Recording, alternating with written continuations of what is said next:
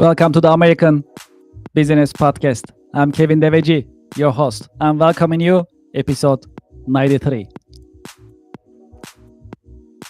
And today's number is 89 billion. That's the global vacation rental market size in 2023, $89 billion.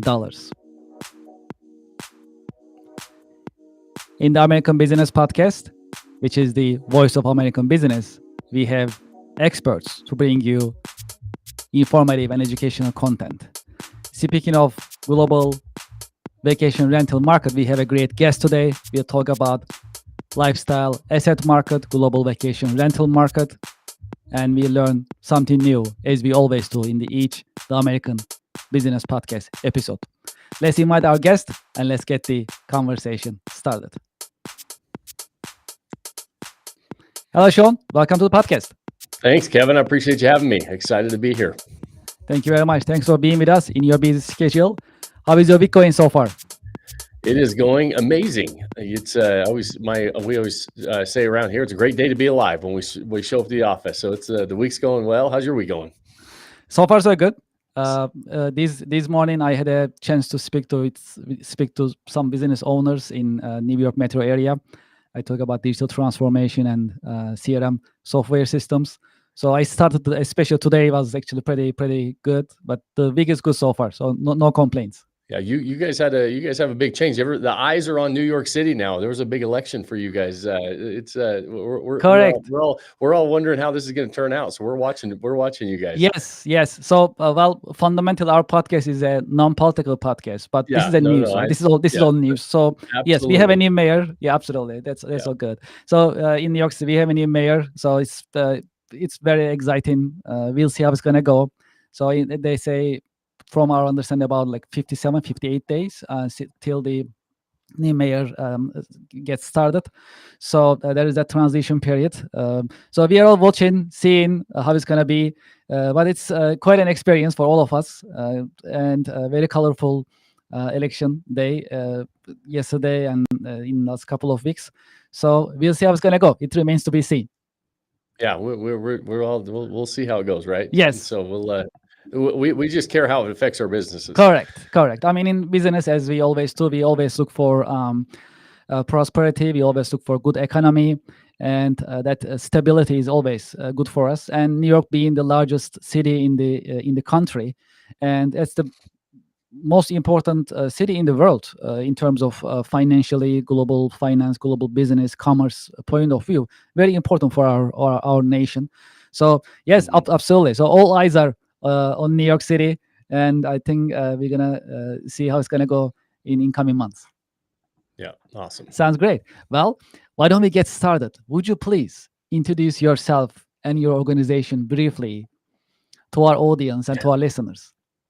Absolutely. So I'm Shawn Moore, founder and CEO of Odyssey, and it is a company that helps vacation rental investors, high income earners, busy professionals, business owners really navigate into alternative investments. We happen to focus on short-term rentals. And so I have been a full-time real estate investor for almost 26 years now. It's all that's paid my bills. And so I've navigated a lot of different asset classes. I started getting into short-term rental investing back in 2006. And then everybody got really introduced to short-term rentals right after COVID. And so it really added fuel to the fire of that business, of that industry.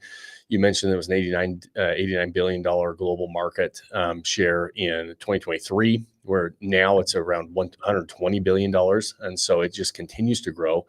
The consumer really likes it. It became a mainstream asset class. And so as such, we started getting a lot of questions about this new asset class. When we started investing in it, it was before Airbnb was even around. And so we were kind of right place, right time when we founded Odyssey and became kind of the U.S. leader in as far as helping U.S. investors be able to navigate this new asset class. And then we've expanded it into a lot of different international markets as well. And so it's been a lot of fun watching this really grow up from the wild, wild west, brand new asset. Not a lot of people knew about it. to being taken really serious as a mainstream asset class now for the residential and the retail investors, kind of the average everyday Americans. Not a lot of institutional investors are looking at it as an asset class because it's hard to place a whole bunch of money in it, right? The big institutional investors need to place hundreds of millions of dollars.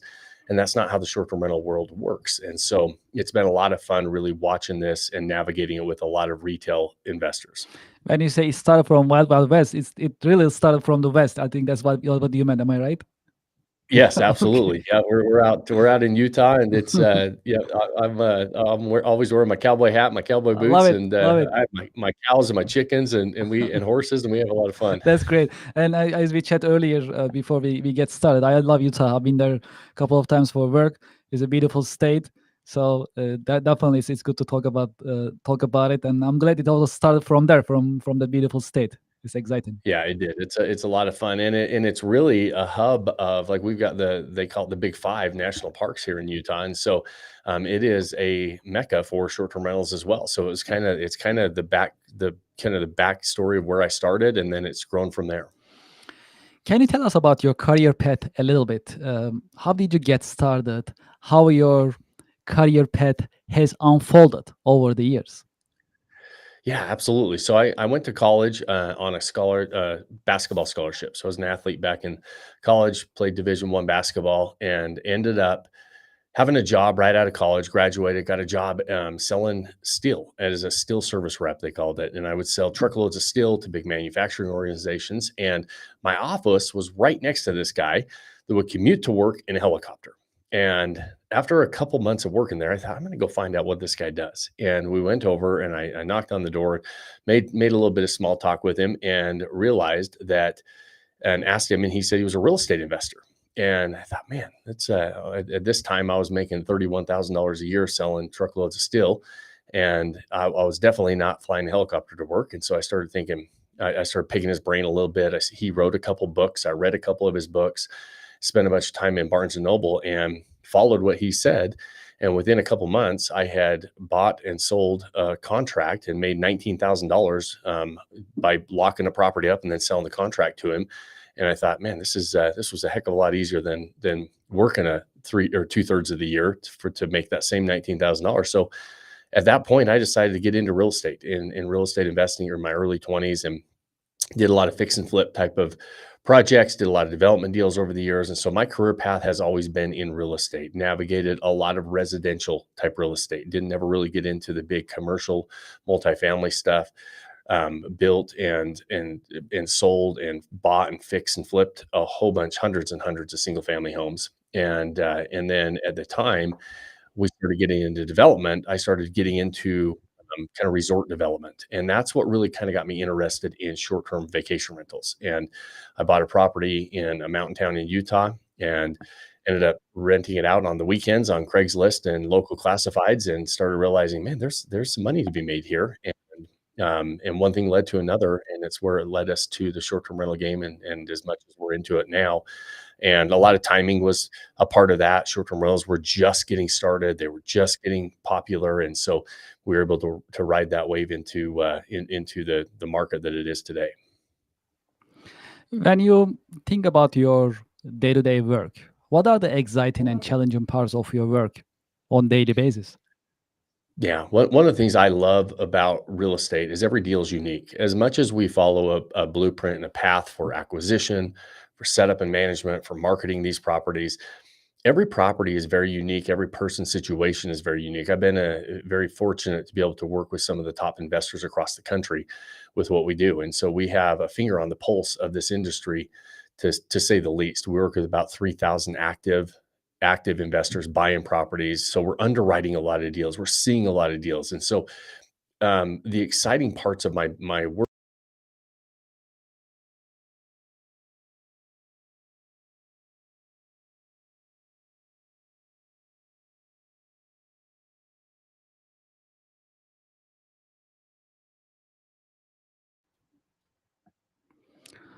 Looks like we lost your voice. Let's see. Oh, can you hear me now? Yes, we can. Yes, perfect. Oh, I apologize. I don't No know. I worries. don't know when that muted out. So I It's all right. apologize. It was, but I was just saying, the best part about what I like is just being able to see individual deals on a daily basis, and because of the footprint that we have, and the because of how big Vodacy is and how many deals we underwrite, we're constantly busy, and there's never a dull moment, right? So it's a lot of fun. What is the state of lifestyle asset market nowadays? How do you see the Yeah, market? it's so lifestyle assets, short-term rentals, they were becoming very, very popular right before COVID. They were having a very normal rise to becoming a mainstream asset class, fairly consistent growth, not like skyrocketing growth, pretty consistent growth from about 2014, 15 to about 2019. COVID hit and everything fell off a cliff, but it only fell off a cliff for about 2 weeks. And then as soon as it fell off the cliff, it's almost like it hit the bottom and a rocket ship took off. And instantly, short-term rentals became the shining star of real estate, the shining star of hospitality. Everybody and their dog was making money. It was like having toilet paper during COVID. And it was one of those things that everybody was jumping into. Everybody was making money because the consumer demand was off the charts. That demand has not faded. But what did happen is a lot of investors jumped into the market. So went up. So as supply rose, and it caught up to demand a little bit, then all of a sudden short-term rentals started to operate like normal mainstream assets do. And, where you have to compete for some business and you have to figure out marketing and consumer behavior and all those different things that you have to understand in business. It wasn't like people were just knocking down your door and giving you money like they did for a couple of years. And the interesting part about short-term rental and the market itself is the introduction to probably 80% of the people that got into that game and into this game were people that were introduced at the wrong time, in the fact that the expectations were set that this was going to be a really easy game to play. It was just like printing money, right? And no business is going to be printing money long term. If you were ever in a business that has you are in one of your growth periods, or the really kind of the adoption period, and it feels like you're printing money, that's not going to last long term. And so we are now in the short-term rental game, understanding that this is a mainstream asset class. There's things that you have to do. There's T's to cross, there's I's to dot in order to be successful as a short-term rental investor. And that's where we're at right now. We're also seeing that the consumer has more than adopted this as a travel accommodation choice, and for a lot of different reasons. But like the numbers that you were talking about before, we started at the $89 billion in 2023. We're about $120 billion market size right now globally, and it continues to grow. Every year, the consumer is spending more and more money on short-term rentals. However, short-term rental investors, we're seeing that about 80% of the properties on the market don't make money. And the reason for that is because about 10% of the properties make all the money. And so it's definitely a game that you have to understand how to play at the top of it. But the long-term outlook is that the consumer is spending money on this, and they prefer it as an accommodation choice. And in good times and bad, the nice thing about short-term rentals is we're finding there's a lot of surveys when the economic turmoil starts to happen, and we start to hear some chatter about people not making as much as they were before, and they're getting a little tighter on their budgets, that people worry that travel is going to subside and stop. And what we're finding is the consumer is saying, "Hey, listen, we might not fly, to Europe or to Hawaii or somewhere like that, but if we can find a drive-to destination that we can share with a couple families, and we have full kitchens and we can cook and we don't have to go out to eat every day, it gives them an economical way to go have vacation." And so we're seeing that demand for short-term rentals continues to grow for a lot of different reasons, and we're pretty excited about it as an asset class that is going to be able to withstand some good times and bad times. How do you see the impact of AI on business nowadays? Yeah, it's interesting. It's obviously impacted all of us, and it's impacted every business. I don't know that there's a business that it hasn't impacted. For us, and just as a consumer, the amount of information at your fingertips now, the amount of the amount of time that has been reduced to do any research on something it's awesome, right? It's great. We're more efficient. There's a lot of information. Where one of the things we're seeing as a bit of a drawback is because we advertise properties, market properties, we have to attract our customers, convert our customers with pictures and videos. And we're finding that there's a lot of people that are starting to say, hey, listen, we can use AI and get these amazing pictures. We can get these amazing videos of these properties. And it works for them on the front end, but it backfires significantly on the back end, because all of a sudden that guest books that property, and we're finding that they walk in and they show up and they look around and they think, I don't think I booked the same property, right? Because it was all AI generated photos and videos and everything else. And so you have to be very, very careful how you use it as well. In our specific industry, that is one thing that we're seeing backfire on a lot of investors that are using it a little too much to be on the creative side, to on the marketing side, to basically showcase a product that's not really how it looks when you walk in. Yes, too much polishing. I think makes it look unrealistic. Yeah, and it's hard because you're like, hey, I want to do everything to put my best foot forward. I want to attract this customer. I want to convert this customer, but you have to be able to retain a customer as well when they walk in that door, and they shouldn't be disappointed that it's worse than they thought. It needs to be, you need to customers need to walk in and it needs to be better than they thought it was going to be. And sometimes AI can, it can put you in a position, if you're not careful with it, to use it too much on the front end and it looks too good. I like to talk about your role models, if that's okay.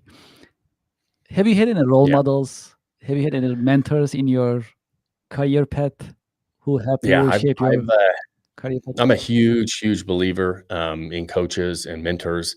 I do not like to reinvent the wheel anytime I don't have to. I spend a small fortune on mentors, so it would not be fair to say I have one or two. I spend a lot of money on a lot of different coaches and mentors, on specific business stuff, on mindset, on really anything I'm doing. I'm usually hiring a coach or a mentor, and it's really helped us, and in my opinion, helped me accelerate my progress to what we've been able to do. I didn't know anything about coaching businesses. I didn't know anything about what we were doing when we decided to write a book.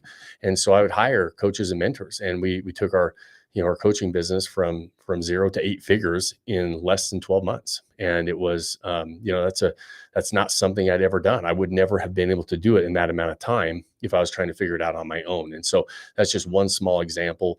But I love, and I usually go for the well-known coaches like the Tony Robbins, the Dean Graziosi's, and the people that a lot of people have heard about.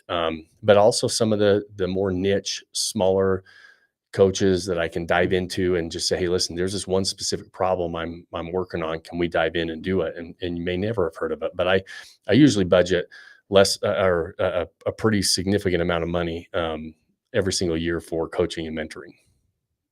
And I believe 100% we get a minimum of a 10x return on it. And we're budgeting almost $500,000 a year for coaches and mentors. That's amazing. Yeah. If there is one key career lesson that you learned the hard way, what would it be? I would say the biggest lesson I've learned over the years is you don't need to be swinging for the fence. When I was early on in my career, I'd always swing for the fence. I'd always try to hit the home run. I was only looking for home run deals. And what happened is I was losing out on a lot of base hits that would turn into home runs over time. And you realize that you have to put the time in regardless. Like, I like to accelerate time with coaches, mentors, things like that we were talking about. But one of the things that I always felt like when I was early on in my career, I was very impatient. Still feel like I'm an impatient person, but I'm way more willing to play the long game now than I ever was in the beginning. And if I knew that early on, and you were willing to play the long game early on, I think I'd be in a much different position. I think a lot of us would be, if we were starting to play the long game early on, instead of looking for that instant gratification, that instant home run. And when you're swinging for a home run every time, you just don't always you never hit the ball, and you end up losing out on a couple of deals and striking out a few times when you could have just taken those base hits and they would have turned into home run over time anyway. Is there any book, any show, or a movie that helped you shape your career perspective over the years? Yeah, two of my favorite books written by Tim Grover. It's Relentless and Winning. And I would say those two books have shaped my business career more than any other books that I've read. outside of the classics of, I'm a Napoleon Hill fan. I love Think and Grow Rich. One of his unpublished books for a long time is called Outwitting the Devil. And I recommend those to anybody starting off in anything. I make my kids read them. And then recently, over the last probably decade, I've loved Relentless and Winning. And what they are is books about the grind and how hard it is to win, and how difficult it is to really be in the winner's circle. And we kind of everybody wants the view, nobody wants to climb type of a book. And a reminder that it's usually ugly, and it's usually you have to roll up your sleeves, and it's usually, hard days. And there's more hard days than there are days that you're sitting there celebrating a lot of times. And I love those books as a reminder that when we're going through those hard days, we're not the only ones. Most winners have done that. Most people who are at the top of anything have been doing that. And they realize that grind. I look at the people who win championships and athletes, and they grab the trophy and they're crying. And a lot of times it's that celebration, that celebratory moment, is that there is a reflection back of how much work it took to get to that point. Right. And those books remind me, and I love those books for that reason, of just saying, hey, listen, winning is sometimes ugly. Winning is hard. It's one of those things that is just, it's not for everybody, and not everybody's cut out for it, for the reason that they just don't stick it out, and they don't have the grit and determination to do it. And so I love those books for those reasons. And then the ultimate classics of Think and Grow Rich, great book by Napoleon Hill, and then Outwitting the Devil is one of my favorites to recommend of people who like Napoleon Hill and have never read that. He was afraid to publish it. He actually never published it while he was alive. His family never published it while they were alive. And if it's something you've never read or heard, I recommend the audiobook of it, because it's two people. It's him having a conversation with the devil and going back and forth on, what it takes to succeed, and what it takes in business and in life to succeed, and how they have this conversation back and forth. Is very interesting to me. What are your biggest passions and interests outside of work?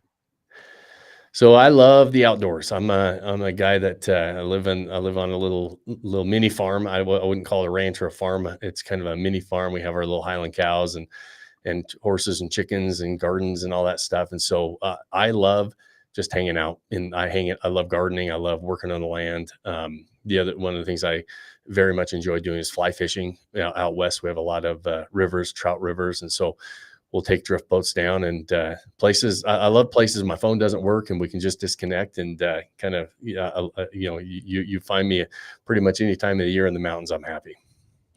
Yeah, I think that's the only way that we can really get disconnected nowadays, because of the cell phone and all the connection that we have, over connection that we have. Yes, actually. Absolutely. It's I'm a big disconnect guy, and so I love the conveniences of being able to connect when we want to, but I love the recharge of being able to disconnect.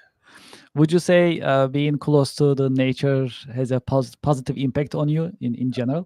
100%. I can't imagine. I very much appreciate those big cities that you live in, and all the things that happen in those big cities. I can't imagine for me being able to not be close to nature and being able to recharge. For me, it's a huge kind of reset button. And so, yeah, I can't imagine being anywhere else. If you had a chance to go back history, personally and historically, to what time period would you like to go back, and why?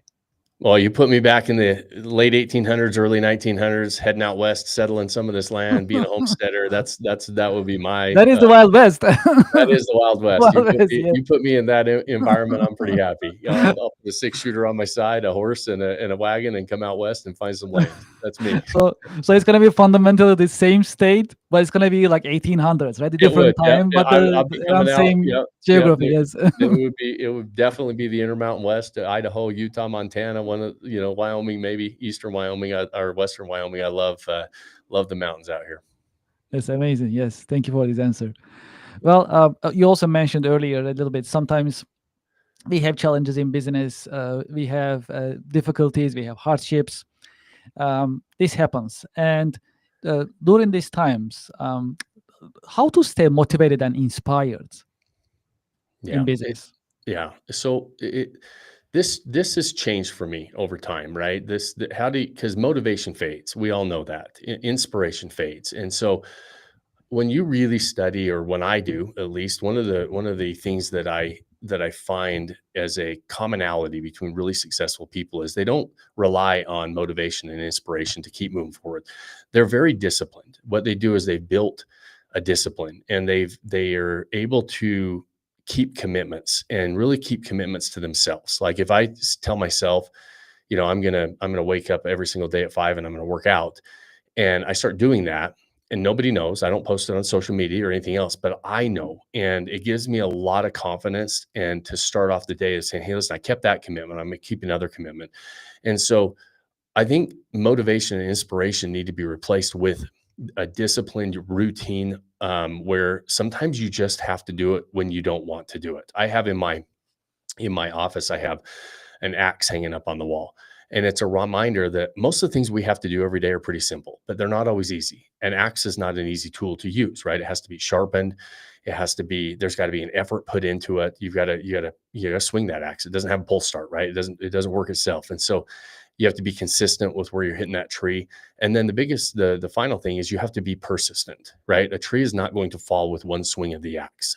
And if I'm building a house out in the woods, or building anything, or needing that tree to fall, I've got to swing that axe when my hands hurt, when they're blistered, and I want to do anything but swing the axe. And I think that what you have to do, at least for me, is remind myself that there's going to be plenty of days that I don't want to do certain things. But I want the end result. I want the end goal. And so you have to remind yourself what we're working towards, and realize that it's not always going to be every single day I want to work toward that. But I do want someday to look back and say, man, I did that. And by doing that and reminding yourself of that, in my opinion, that habit of discipline starts to build, and you start to develop this mindset of saying, hey, listen, I'm going to do this even if I don't want to do it. And the more we do it, the easier it is to not worry so much about the motivation and the inspiration to get us moving.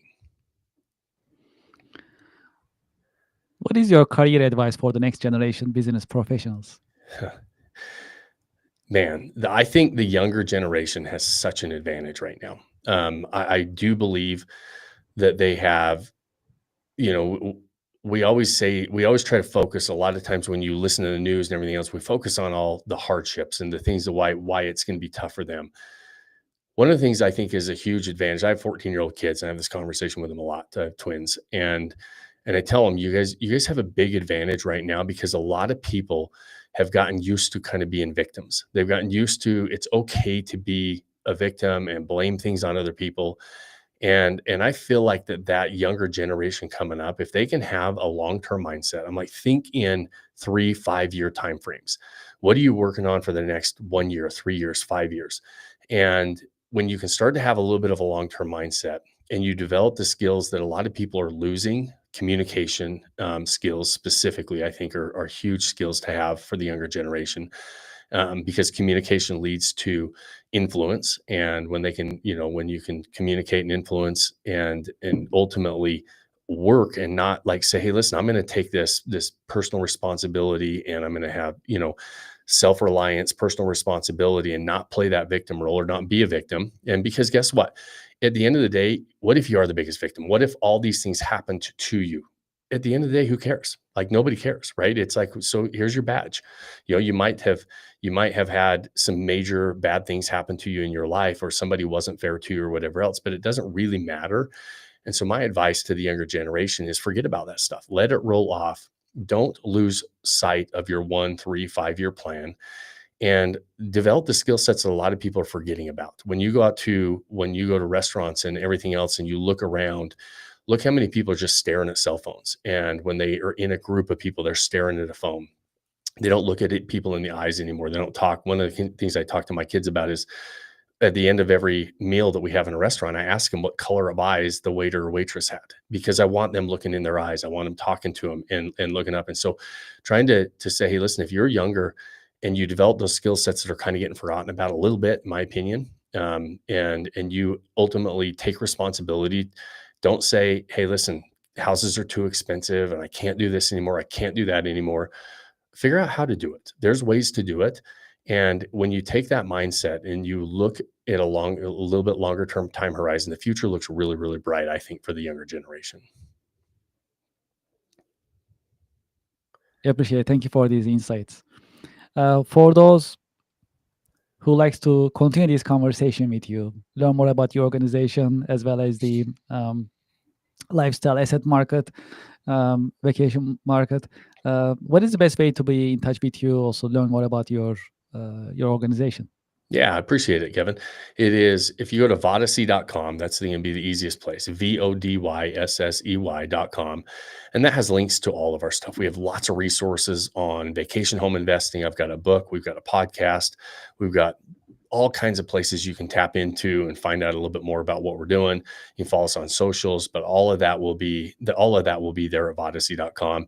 If there's a point where you're saying, hey, listen, I really would like to have a conversation, we've got ways for you to book a call with us and get on the phone, and we'll have strategy calls and help you navigate some of your next steps into short-term rental investing. We love it. It's not for everybody. And so it's good to know the pros and the cons of what you're going to get into. And so that's why we have those. But there's a lot of resources at vodacy.com, and that's the best place for people to start. Also, on November 21st, we have an online networking event that we stream on the American Business Podcast. Yourself or someone from your team, whoever is available that you like to join, you are more than welcome. I'll send you these invitation as well. Love it. And if you like to join, you are more than welcome. If you're not available, someone from your team is also more than welcome. Awesome. As well. We'll make sure I'm there or somebody's there for sure. Yeah, appreciate it. Yes, I think I have your email address, but to make sure, if you can put it in the chat box for me, I'll make sure I'll send you the invite. Perfect. We'll absolutely do that. Yes, I appreciate it. Shawn, thank you so much for being with us in your busy schedule. And I really enjoyed the conversation. That was actually very educational. First time we talk about lifestyle asset market. So this was great. Awesome. Well, I appreciate you having me, and it's always fun to talk about and network and with other business minds. And so, yeah, I appreciate the conversation, Kevin. Absolutely. And if you come to the New York area, please make sure to let me know so we can. I will do it. I'll have an extra cowboy hat for you when I come. Oh wow, that'd be great. Thank you so much. Yeah, I always think about getting one of these, but I never had a chance. So that'd be really cool. Thank you so much for thank you so much for the coming hat. Yeah, absolutely. Appreciate it. Have a great week. Thank you. Thank you for being with us. Well, to our audience and to our listeners, I hope you enjoyed today's episode. I like it very much. As I always say, we always learn something new. And there is this listening to experts and learning from them, learning from their life experience, professional experience is priceless. And that is why we put together this podcast. That's how we started earlier this year.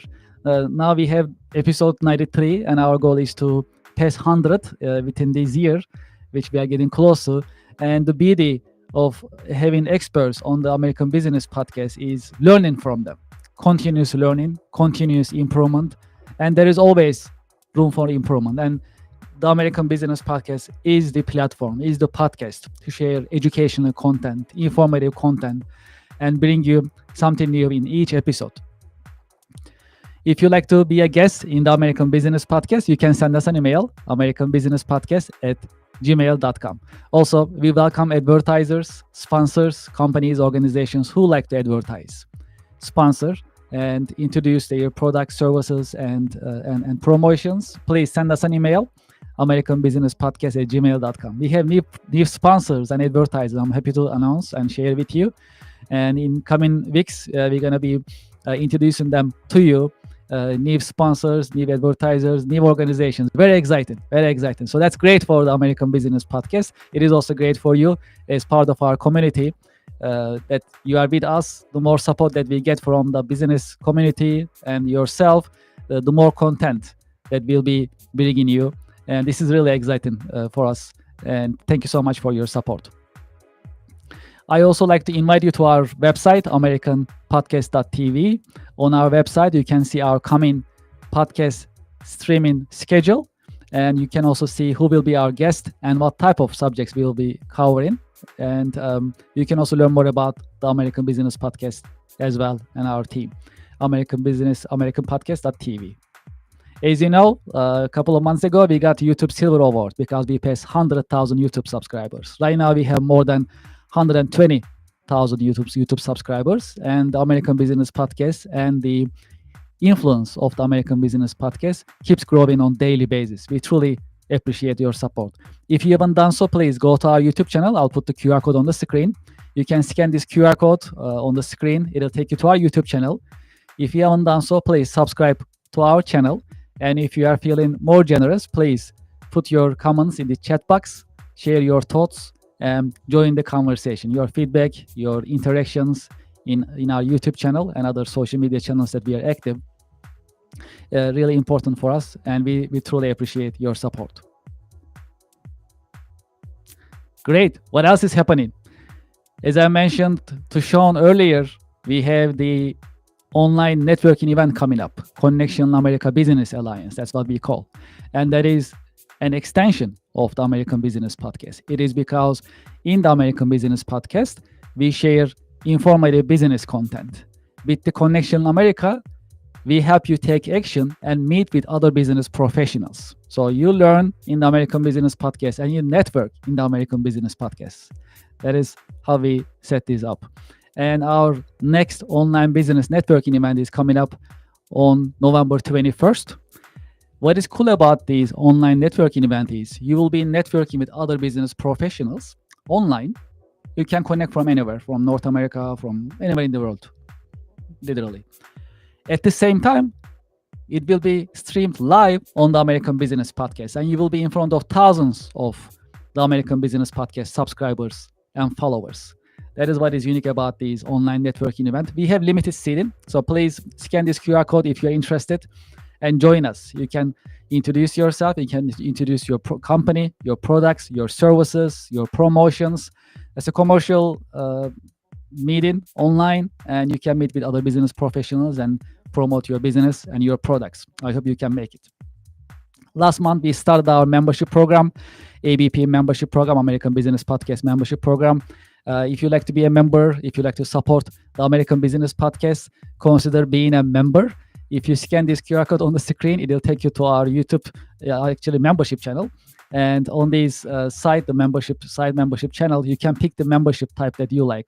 And you can be a member and you can support us.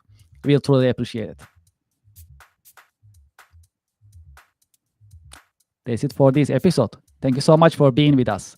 The American Business Podcast is the voice of American business. I'm looking forward to seeing you in the coming The American Business Podcast episodes. Thank you very much and have a great day.